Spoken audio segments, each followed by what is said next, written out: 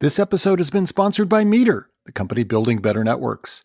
If you're a technology business leader today, you're facing some really big challenges. CapEx and OpEx expenses continue to go up. There's a shortage of highly skilled networking professionals, and you want to make your teams more productive while also bringing down your total cost of ownership. Well, I've got some really good news for you. Meter is going to help you achieve all of that. Meter delivers a complete networking stack, wired, wireless, and cellular, in one integrated solution that's built for performance and scale. Meter has an entirely different business model. They're going to take on all of the risk for one predictable monthly fee. For new networking installation, they're going to buy out your existing hardware and they'll install the new hardware. And if that hardware actually evolves and actually improves over time, they'll even upgrade you for free as that technology changes. With Meter, businesses are getting fast, secure, and scalable connectivity without the complexity of managing multiple providers or tools. How great is that? More simplicity, we all need that.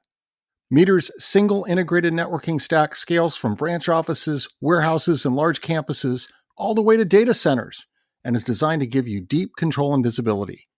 Meter is reimagining what it means to get and stay online. To schedule your demo, go to meter.com/market impact. That's METER.com/MARKETIMPACT.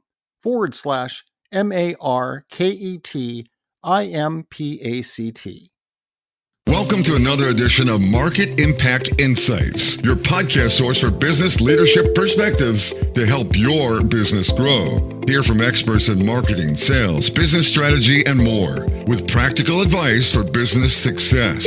Make sure you won't miss the latest episodes by visiting marketimpactnow.com. Now, here's your host, Dan Albaum.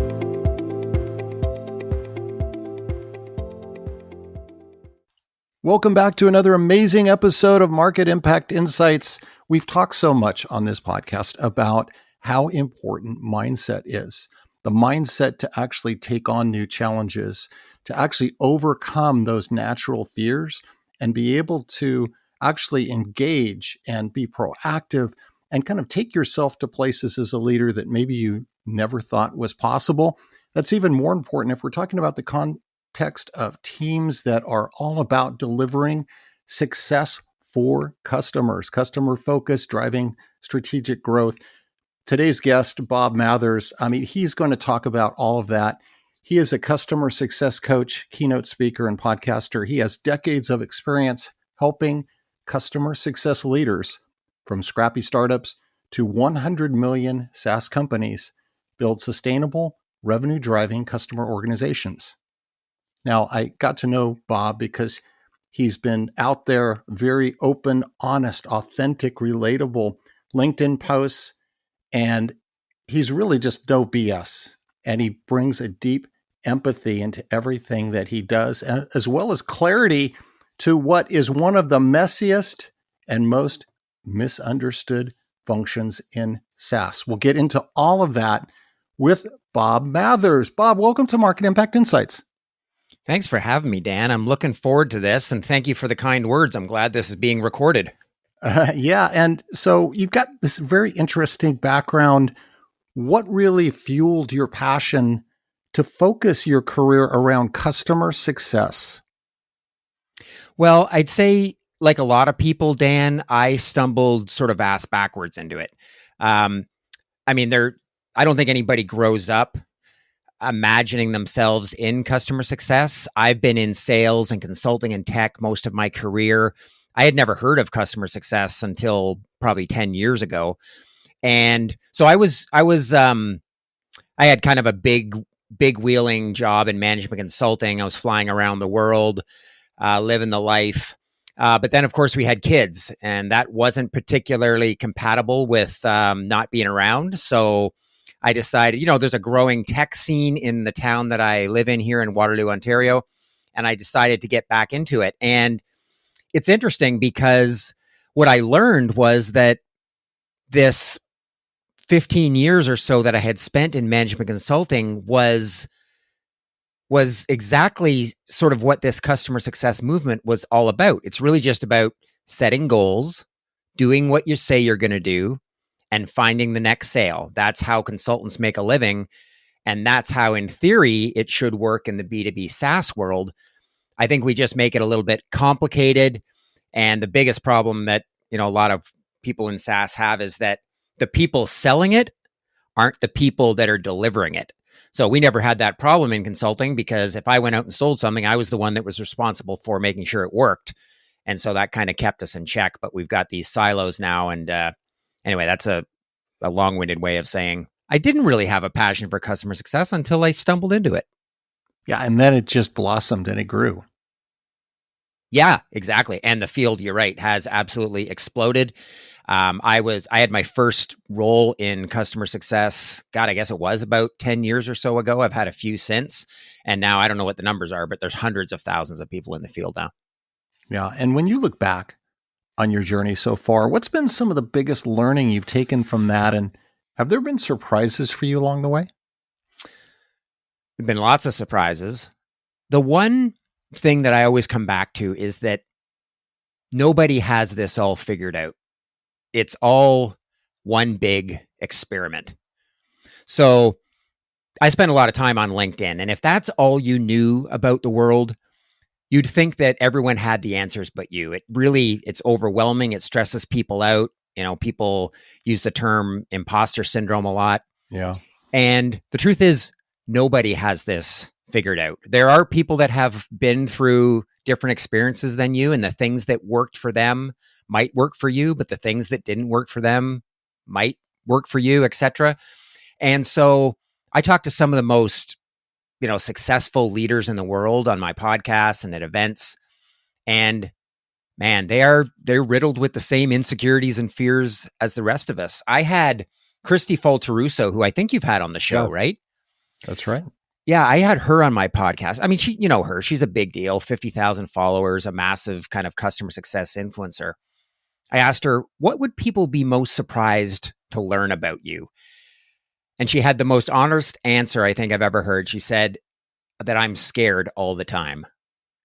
And there's just a perfect example of somebody that from the outside looks super accomplished, seems to have all the answers, but, recognizes that there's these fears that we all have to overcome. And I think the best leaders are the ones that come by it honestly and have found a way to surround themselves with people that complement what they're not great at. And that requires a level of vulnerability that, frankly, I never saw in leaders as I was coming up. I never knew it was important. I always thought it was my job to pretend like I had all the answers. And now I'm finding that, the more confident people are, probably the more full of shit they are.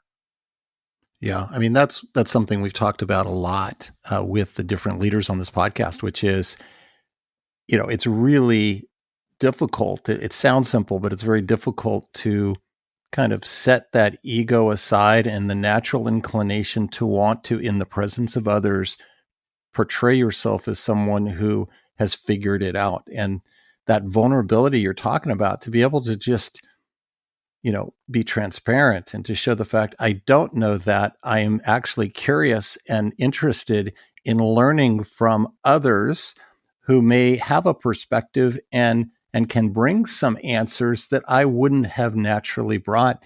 There's a selflessness about that is very difficult for leaders today, I think, to be able to embrace that. Man, I love what you said there. And you used a word that I really love as well, is curious.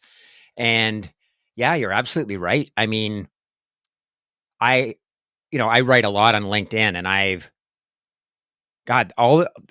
every time I decide to write about some sort of painful, lesson that I learned or mistake that I've made, I just sit there before clicking post going, would anybody hire somebody that didn't have the answers? Like, is this the post about vulnerability that goes one step too far? And I haven't found that line yet. Maybe one day I will, but usually the more uncomfortable it makes me, the better it's received. And that is something, as you said, Dan, man, I didn't see examples of that coming up. And maybe that's why it's still so uncomfortable, because I thought leaders were supposed to be confident, command the room, and have all the answers. Yeah. And we talked about the fact that there is increased investment in this function or this experience of customer success inside organizations. There's so much more, and we hear a lot of talk about, well, we're investing in improving customer experience. That's the big buzzword right now, right? CX. But what makes delivering a compelling customer experience so challenging today? So I think my theory, or one of my working assumptions, is that people's expectations about what to expect with the tools that they use at work are informed by the things on their phone. So in other words, back in the day, and I know I'm dating myself, but we expected the tools that our workplace forced us to use were going to be cumbersome and complicated and not really fit for us. And they were going to require a lot of training, and we'd never really understand how they worked. And when we'd run into walls, we'd go and ask some sort of super user in the office how things worked. And so, but as we've downloaded hundreds of apps onto our phone and seen what a real good customer experience that is sort of feels like it was built for us, what that looks like, that's what people expect now. And I downloaded a recent app. It's actually meant to help me stay more focused and less distracted. So it's actually a metal card. I think it's called Bloom. Mm-hmm. And you have to tap it on your phone to unlock your phone. So it turns your phone basically into a telephone and unlocks all your apps and does lots of cool things. And I'm a big fan of it. But I mentioned that because when I downloaded it, I would say within 60 seconds, I had my phone locked and I could tap the card to unlock it. Now, there are lots of bells and whistles and things that I can do with it. But in 60 seconds, that's how quickly I was able to get value. And I think when we talk to users and we make these bold promises about how our solution is going to improve their lives, they're sitting there going, this thing better do what you say it's going to do in minutes, not hours or weeks, because that's their tolerance for it. And yeah, I just think if people spent more time thinking about how the users are going to be comparing this to their favorite apps on their phone and less time about how they're going to create a library of videos that nobody's going to watch, I think they would get closer to the experience that's going to drive the adoption they need. Yeah, it just feels like, and I use this old style analogy of the record turntable, right? And we used to have the distinction between, what was it, 33 and 78 45s. And I don't think there was even a 78. Well, it feels like the dial in just our time and space continuum as human beings has been cranked all the way up, because we've been conditioned now to expect instant stimulation, right? And immediacy. And we actually, I think there's even just this condition where the idea of being pulled in a number of different directions, all of that distortion of competing for our time and focus through all these different apps. It's like, that's the stimulation. And so what you're saying is you can be intentional, try to turn that back, right? Get yourself back to a time that maybe allowed for a little bit deeper, more reflective focus. And how refreshing would that be? Yeah, I know. No kidding. And yeah, wow. Yeah, that's a great analogy about the turntable.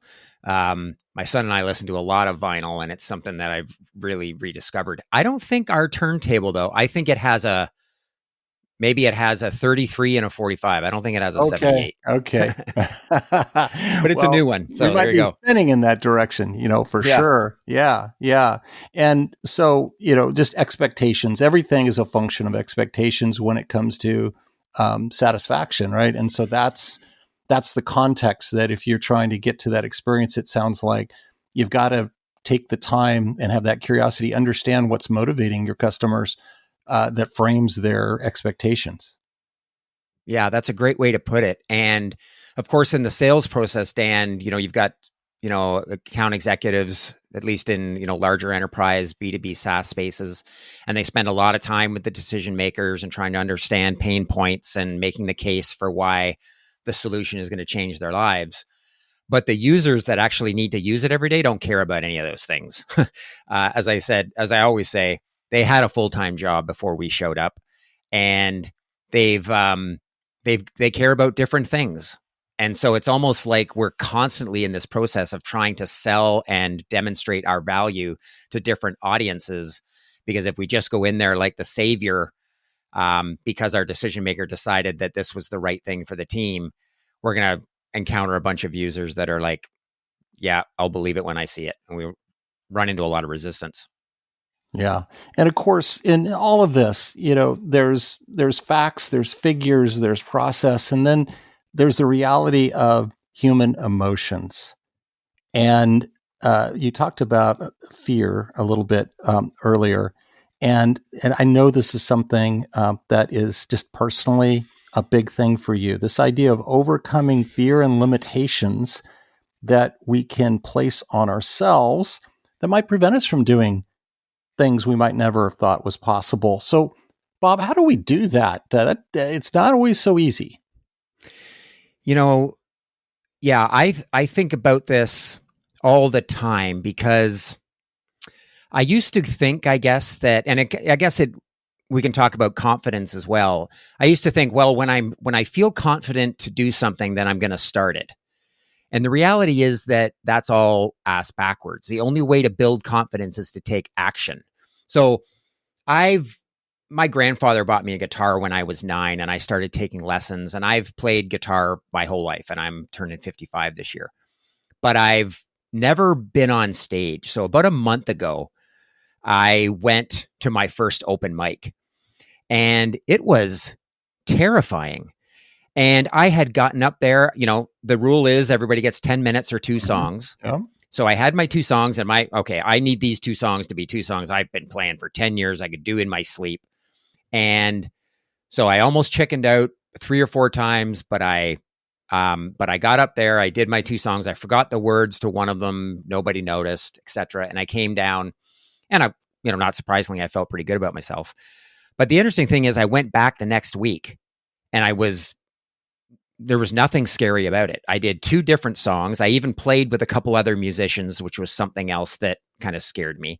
So it's just a simple example of we've just got to take that one small step in the direction of that thing that scares us, because we can all list a bunch of things that used to scare us that don't scare us anymore. And the only difference is we did them and realized, oh, that wasn't so bad. And then we've picked the next scary thing to do. And if you kind of build that muscle, you can imagine that over time, fewer and fewer things scare you. Now, it's not as easy as it sounds, but that idea of always pushing our comfort zones is something that I've just been obsessed with lately. Yeah, absolutely. And I guess in part of that experience, when you're trying to kind of do that for the first time, there's going to be noise around you, right? You might have, friends or family. Maybe they're supporting you in something that's brand new, and so they're rooting you on and saying, "Yes, you can do this. Go that." But sometimes you get the negative noise too. I've seen that before, where they're the naysayers that are there to whisper in your ear, to say, "Oh, that's silly. I can't believe you think." And so the key, I would think, is how can you turn the volume of the naysayer down and focus more on the positive and the affirmative? Oh yeah, man. Well, absolutely. During the pandemic, I found this professor at Yale. Her name is Dr. Laurie Santos, and she teaches a course on the science of happiness. And apparently it's one of the highest rated, most popular courses at Yale. And it was the first time that I got, and so it was a free course I did online over the pandemic because I was, like most of us, I was trying to figure out something to do. And she introduced me to this idea of savoring. So, we spend time on LinkedIn, et cetera. So give you an example, I'll write a post and I'll get 50 comments and 49 of them are telling me what a genius I am. That feels great. I'll get one that says, yeah, I don't get it. I think you're way off base. Which one do you think is the one that I obsess over? And it turns out it's natural. That's how our brains are wired. We have a negativity bias because when we were, running through the jungle from things that were trying to eat us, the people that were scared and nervous all the time survived. And the people that were staring at the clouds, marveling at how beautiful life was, they got eaten. So there's this idea of savoring where if you find something positive, you actually have to reflect on it and hold it in your conscious mind for 17 seconds for it to balance, to have the same weight as that negative comment. Because if you do nothing, the negative is the only thing you'll remember. Wow. And again, it's back to intentional choices, right? Because I've been in conversations with people that just take this position that, well, there's just an inevitability about this pileup of negative stuff. And it's like, there may be stuff happening to you, but your choice of how you're going to respond to it is always yours. It's never not in your hands. Yes, absolutely. I love that, Dan. And by the way, I don't want anybody to think that I've got this licked. The thing that bothers me most is that I'm a 55-year-old man, pretty successful in lots of things I've done in my life. I hate how much it bothers me when people don't like what I have to say on LinkedIn. Like, I'm just like, why on earth should I give a shit about what these strangers think? And I hate that it bothers me, and it's a constant battle. Well, out on LinkedIn, certainly there is a lot of conversation going on because we're in a very tough job market right now.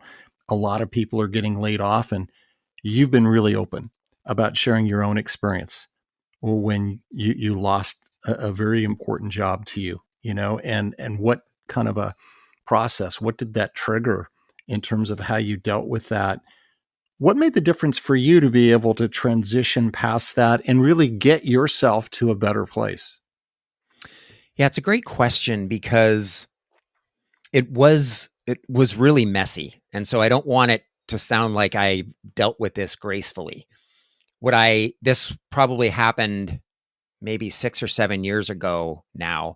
And it took me years, I think, to come through it. And I think what I realized is the process that I went through felt a lot like the grieving process, which, starts with denial and anger and, the 7 stages or wherever they are. And you eventually end up at acceptance.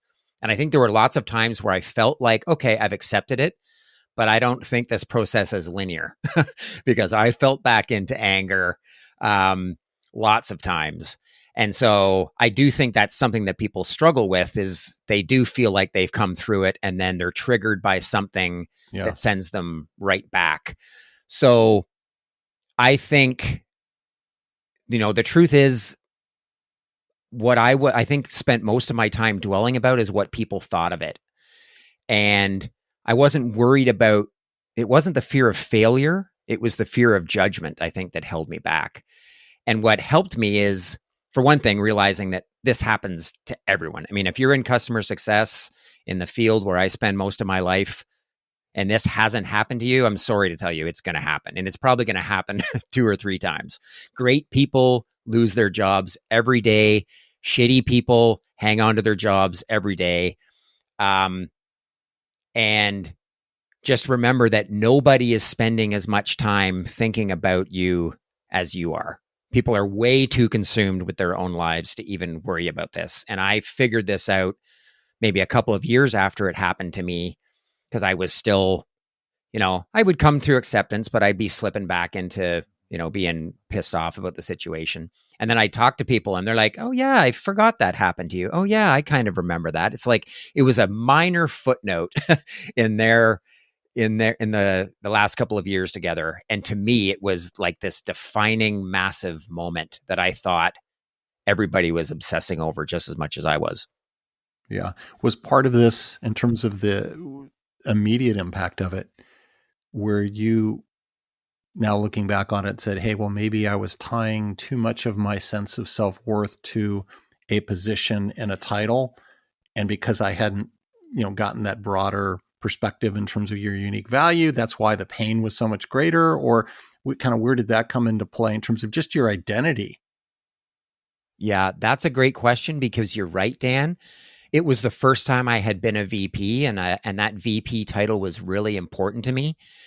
And so I was chasing that VP title, the salary. I felt like a big deal. And when I got fired, I think I felt like, oh, I guess I wasn't ready to be a VP, or at least that's how people would perceive it. And so my immediate reaction was, I'm going to go be a VP somewhere else and show everyone what a mistake they made and that I can do this. And that was my immediate reaction. So you're right. It was that so much of my identity was tied up in that. And then it was taken away when I was walked out of the building. Yeah. And so you mentioned that it was really a multiple year process, for you to really fully navigate through, and just there were some times that you get tripped up and fall back. At the end of the day, what were some of those foundational things that kind of helped be that springboard to say, hey, wait a minute, I'm not going down this rabbit hole. I'm gonna get back on that. Was there something that was a really important catalyst to kind of quickly get you out of it and back on track? I think it was just probably even a couple of conversations with people that reminded me of all of the good things that we had done together, that, there were lots of reasons behind that decision that had nothing to do with me. And, I don't know if you've come across this guy named David Goggins, who's like an I don't know if he's a Navy SEAL or an Army Ranger, but just an insane, disciplined guy. And he wrote a book called Can't Hurt Me. And he talks about a lot of different things, but he talks about one of these ideas as a cookie jar. And he said, when we're up against something that's really like an obstacle for us, or we're presented with an opportunity that really scares us, our immediate reaction is to think of all the reasons why we can't do that, or why it won't work, or why we'll fail. And we forget about the 100 things that we've done in the past that were just as hard, if not harder. And we were presented with those, and we broke it down into pieces, and we achieved it. So the cookie jar is this, whether I think it's a physical thing, but it could be a philosophical thing, where it's imagine a Post-it note, like a cookie. And on every Post-it is a time where you did something amazing, or you were knocked down and got back up, or somebody underestimated you and you proved them wrong. Now, if you asked me that question right now, Dan, I could maybe come up with 3 or 4. But over time, if you prime your brain to think about those things, all of a sudden, I guarantee you could fill up that cookie jar with 30, 40, or 50 things. And it's a great way to remind yourself that there's very few things that you're presented with that are so hard that you couldn't do them. And it's just that we conveniently forget about all the amazing stuff that we've done. And coming back to your question, I just needed a couple of conversations with people to remind me that, this was just one of those things that will go in that cookie jar someday. Yeah. Friendly nudges. Mm-hmm. Yeah. So you've obviously worked in and around a large number of leaders. And from your perspective, what do you think separates truly exceptional leadership from just good enough? Yeah, when I think, it's interesting. It's such an interesting question, because when I think back about the leaders in the first, let's say 15 or 20 years of my career, I'd say I had more poor examples than great examples, which the silver lining of that, of course, is that the great examples really stand out. And the first leader that I remember making an impact on me was somebody that was willing to have hard conversations with me and tell me what I didn't want to hear. And I was probably pushing 30 by the time that happened for the first time. I remember my very first leadership role, I was a team lead over maybe a half a dozen consultants in this management consulting firm that I worked at. And there was some sort of issue.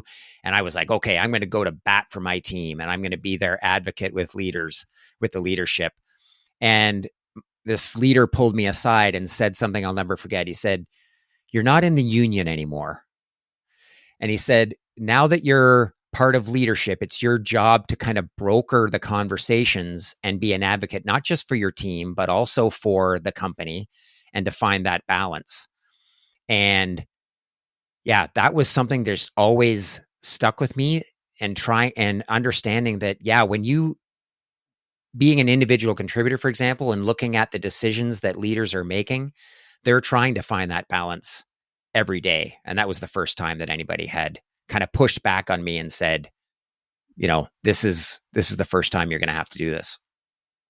Yeah, isn't it interesting too? And having led a lot of different teams myself, and I've seen sometimes where the team members can sometimes, want to look at the optics of, are you championing for what we've been asking for? And they literally look at it as, is that actual behavior there of, kind of advocacy for that?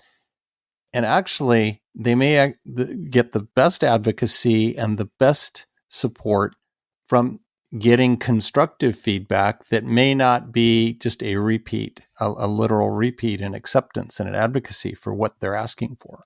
So sometimes, I guess, call it the tough medicine, but something that in the long run will enable those team members to grow and develop more. They may not see it in the moment. And so just being able to have the discipline and kind of the toughness to say, you know what, in that moment, it may not be the most popular view, but it may ultimately be, upon reflection, the biggest gift that you've ever given your team. Yeah, the biggest gift you've ever given them. I love that. And you're right. I certainly didn't feel like I was being given a gift at the time. It was hard to hear, especially since up until that point, everybody was just telling me what a rock star I was the whole time. And that turns out that wasn't actually doing me any favors. What's the best piece of business advice you've ever received? So I mentioned the first leader that I had that I aspired to be like. I would say the other one was somebody that gave me just a really simple piece of advice that I've always tried to adhere to. He said, whenever we're presented with a decision, we've got to keep in mind three groups: the customer, the company, and the team. And if we can't find a positive for all three legs of that stool, we need to keep looking for a solution. And I saw this leader turn down money in his own pocket because for example, it was a big juicy piece of business. The company would have loved it. He would have made a ton of commission, but it would have put the team in an awkward position. They would have had to been away from their home and families for too long. I don't know, whatever it was. And I saw him walk away from it. So that integrity and sticking to those principles and those three legs of the stool always stuck with me. I know it's not always that simple. I've myself had made decisions that where I only had two of those three legs, but I think if we can at least be honest about it and go in with our eyes open, that has served me well. And I think people will notice that integrity because, frankly, I think it's increasingly rare. Well, there's a huge part of that, which is, there's the multifaceted criteria that you talk about using there that doesn't just solely focus on your own personal interests. And so there's an unselfishness there. Yes. Yeah, absolutely. And, I think it's probably something that's on the walls and of many corporate offices or on the vision or mission statements on lots of people's websites. But when you see a leader make a sacrifice personally or financially or even, their reputation, whatever it is, to uphold those principles, man, that's something you never forget. I mean, that example was, I bet it was 25 years ago. I've never forgotten it. That's right. And something that I often think about, which is when you're leading a team or maybe you're leading a big organization or a company, you might be in the CEO role, we tend to underestimate how much the teams are paying attention to our everyday behaviors. I mean, we're focused on get the message right, get the slides or the signs. We're going to talk about vision, mission. You're going to, maybe in team meetings, you're going to talk about what are my values as a leader, but they're always watching. You're kind of in a fishbowl as a leader, right? Because they're looking to make sure that there's alignment and consistency in how you act versus what you're speaking and saying. Yeah, man, I love that, Dan. You're absolutely right. And I see that. I mean, I'm sure I know you've seen it too, right? Where every quarterly town hall starts off with, the mission or the vision or a reinforcement of that. And then, 2 hours after the meeting's over, we're making decisions that are, compromise the success of our customers or are making decisions that are in direct violation of the things we just said. And yeah, once you lose that trust, man, it's hard to get back. When you think about the future, what makes you optimistic? To get a bit, personal here, I think it's my kids. My kids are in their early 20s. And I think every generation looks back at the one coming up and be like, oh my God, they're doomed, right? Like I was born in 1970. So for us, it was, the late, great Ozzy Osbourne and the heavy metal music. And it was TV and music videos and video games. Now it's phones and social media. And God, it's easy to get, as a 50-year-old guy, look at this generation and how they learn differently and how they speak differently and think, man, they are screwed. But I also know that my kids, their friends, a lot of the people that I work with at that age, they are just better people than I was. And that's not because I'm a superstar parent. I see a lot of them. They're more empathetic. They're more kind. They're more considerate. And man, that gives me a lot of hope. Yeah. And I think the bar is definitely being raised by this newest generation of professional workforce where things like social responsibility and the way things are done, not just what are the outcomes of the things that are done. It's, yes, results important, but not the only thing, which is the how. The how matters as much as the what and the output, I think. And it's really changing for leaders from a previous generation. You really need to embrace and understand what their motivations are if you really want to attract and retain top talent. Yeah, absolutely. I don't remember ever being concerned about that, to be honest, Dan, when I was coming up. It's like, that the why behind the corporate vision and the mission. I was just chasing the biggest salary and the next promotion. Yeah. And this generation totally thinks of things differently. And that causes a little friction for people of our vintage because they think very differently. But man, what a positive trend that is. So do you have any other final advice for leaders that are looking to create more positive impact and elevate the performance of their teams? Wow, we've covered a lot. As AI kind of infiltrates a lot of different parts of our lives, maybe it's as simple as just being human, like leaning into the things that AI will never be. It'll never be curious. It'll never be vulnerable and never be creative. Maybe that's where we just need to double down as we look for AI to create efficiencies, because it just seems to be everywhere and it seems to be rounding the edges of a lot of really authentic, genuine experiences.